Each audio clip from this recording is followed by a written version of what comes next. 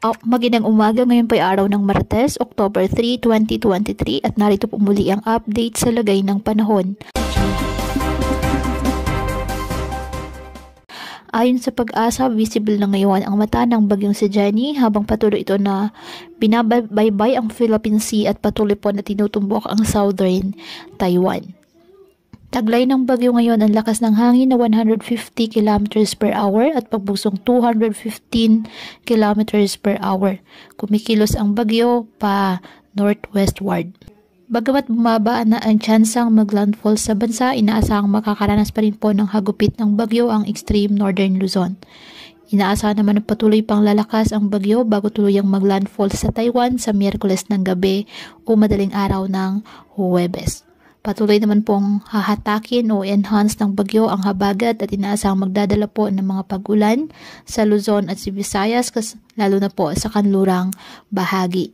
Nakataas na ngayon ang signal number 1 sa ilang bahagi ng extreme northern Luzon dahil po sa bagyong si Jenny.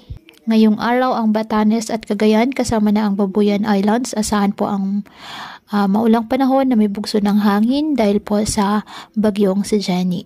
Ang Ilocos Region, Cordillera Administrative Region, nalalabing bahagi ng Cagayan Valley, Aurora, Quezon, Camarines Norte, Camarines Sur at Catanduanes. Asahan din po dyan ang maulap na halangitan na may kalat-kalat na pag-ulan at thunderstorms dahil po sa trough ng bagyong si Jenny. Ang Mimaropa, Western Visayas at Zamboanga Peninsula, apektado pa rin ang habagat. Asahan pa rin po dyan ang maulap na halangitan na may kalat-kalat na pag-ulan at thunderstorms.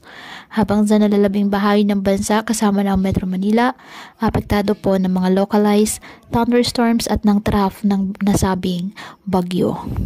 Kaya pinapayuhan ng ating mga kababayan na maging maingat po sa mga posibilidad ng pagbaha at pagguho ng lupa, lalo na po kapag may malalakas na ulan, at ugaliin na magdala palagi ng payong o kahit anong panangga sa ulan o kahit naman sa init ng araw kapag lalabas po ng ating mga tahanan.